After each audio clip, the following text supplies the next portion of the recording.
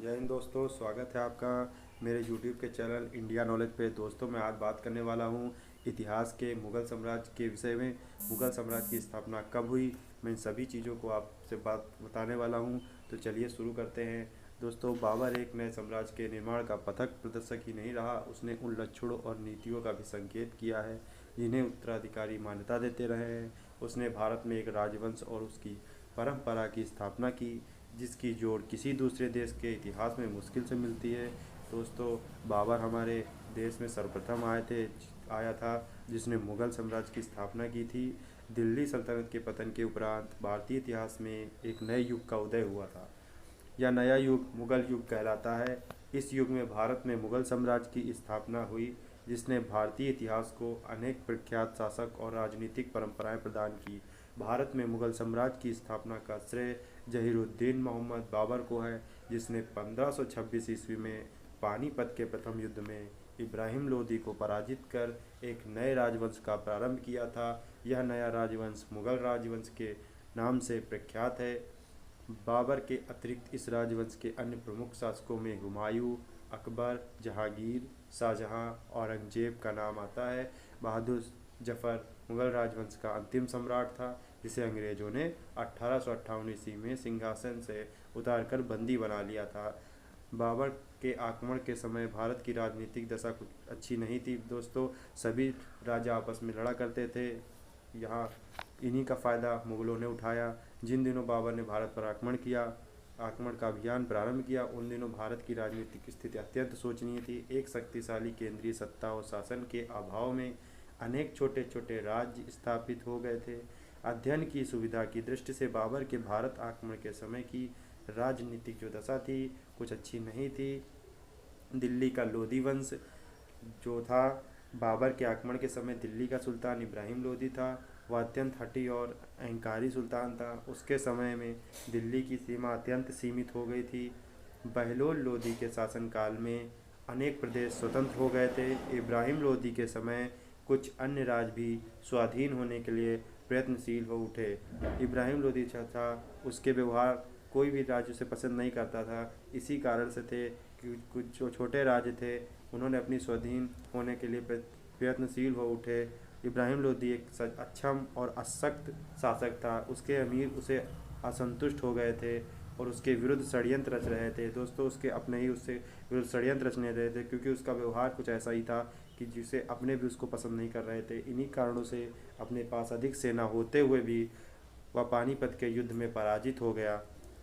पंजाब दोस्तों, पंजाब सिद्धांत दिल्ली सल्तनत का एक ही अंग था, किंतु व्यवहार व स्वाधीनता की ओर उन्मुख था। पंजाब का सूबेदार दौलत खां लोधी था। इब्राहिम लोदी के व्यवहार से दौलत खां अप्रसन्न हो गया। दोस्तों, दौलत खां भी इब्राहिम लोदी के व्यवहार से वो प्रसन्न नहीं था। इसी कारण से दौलत खां लोदी के साथ कुछ अन्य अमीर भी थे। यह अप्रसन्नता इस समय तक पहुंच गई कि दौलत खां लोदी ने बाबर को भारत पर आक्रमण का निमंत्रण दे डाला और संयोग से उसे वचन दे दिया कि मैं जब आप भारत आओगे तो मैं पूर्ण तरह से आपका साथ दूंगा। बाबर का प्रारंभिक जीवन ज़्यादा अच्छा नहीं था। दोस्तों, प्रसिद्ध इतिहासकार विल्सन स्मिथ ने लिखा है कि आप बाबर अपने युग के एशिया के बादशाहों में सर्वाधिक ज्योतिमय था। वास्तव में यदि हम बाबर के प्रारंभिक जीवन और उसकी उपलब्धियों पर प्रकाश डालेंगे तो देखेंगे कि बाबर ने अपने कठिनाइयों और अवरोधों को पाकर भारत में मुग़ल साम्राज्य की स्थापना में सफलता प्राप्त की थी। 24 जनवरी 1483 ईस्वी को बाबर का जन्म फरगना में हुआ था। वह मुग़ल नहीं था किंतु तैमूर का वंशज चगताई तुर्क था। वह पितृकुल में तैमूर से 5वीं पीढ़ी में उत्पन्न हुआ था और उसकी माँ कुतलुक निगार खानम प्रसिद्ध विजय मंगोल चंगेज खां के वंश की थी। बाबर का पिता उमर शेख मिर्ज़ा फरगना के छोटे से राज्य का शासक था जो अब रूसी तुर्किस्तान के करीब 50,000 वर्ग मील का एक छोटा सा सूबा है। सन 1494 में अपने पिता की मृत्यु के बाद बाबर फरगना की गद्दी पर बैठा। इस समय उसकी अवस्था केवल 12 वर्ष की थी। उसकी आरंभिक शिक्षा का निस्संदेह बहुत अच्छा प्रबंध हुआ था, किंतु इसके बाद उसे विद्यायन का अवसर नहीं मिला। वो आगे नहीं बढ़ सका, अतः छोटी अवस्था में ही उसने तुर्की और फारसी भाषाओं का पूरा ज्ञान प्राप्त कर लिया था। वह इन्हें बड़ी आसानी से लिख और बोल सकता था। बराबर की जो प्रारंभिक कठिनाइयाँ थी वो भी बहुत थी। जैसे फरगना का यह अल्पवयस्क शासक चारों ओर से प्रबल शत्रुओं से घिरा हुआ था। ये शत्रु उसके भाई बंधु और उज़्बेक सरदार सेवनी खां थे, जिनसे उसे अपनी रक्षा के लिए लड़ना था। अवस्था में बहुत छोटा होते हुए भी बाबर ने समरकंद को जीतने का और तैमूर की गद्दी पर बैठने का निश्चय कर लिया। उसने समरकंद पर हमला किया और उज़्बेक सरदार सेवनी खां को हराकर समरकंद की गद्दी पर अधिकार कर लिया। किंतु इसी बीच उसे फरगना में एक षड्यंत्र की खबर मिली। उसका उद्देश्य उसका प्रत्यक्ष राज छीन लेना था।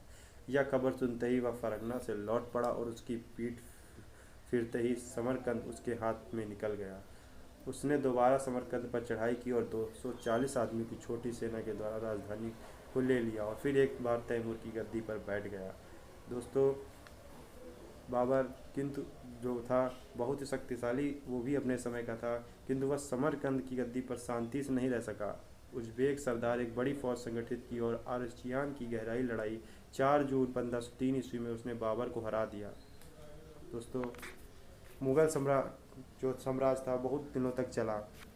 कहते हैं दोस्तों, मैं आज बात करने वाला हूँ पानीपत का प्रथम युद्ध। इसका नाम सुना होगा, काफ़ी पेपरों में आता है, तो इसके विषय में बात करने वाला है। इब्राहिम ने बाबर के आने की खबर सुनकर उसका सामना करने के लिए सेनाएं आगे भेजी, जिन्हें हराकर वह निर्विघ्न सिरस्वा तक बढ़ गया। यह वह युद्ध की तैयारी करने लगा। अफगानों की सेना बाबर की सेना से बहुत बड़ी थी, किंतु उसे विश्वास था कि अपनी सुरक्षित घुड़सवारी सेना अपने नए तोपखाने की सहायता से हरा सकता है।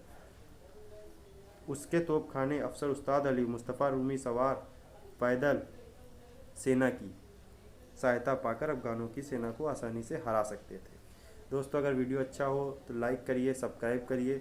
मैं नेक्स्ट वीडियो में और बताऊंगा, तो प्लीज़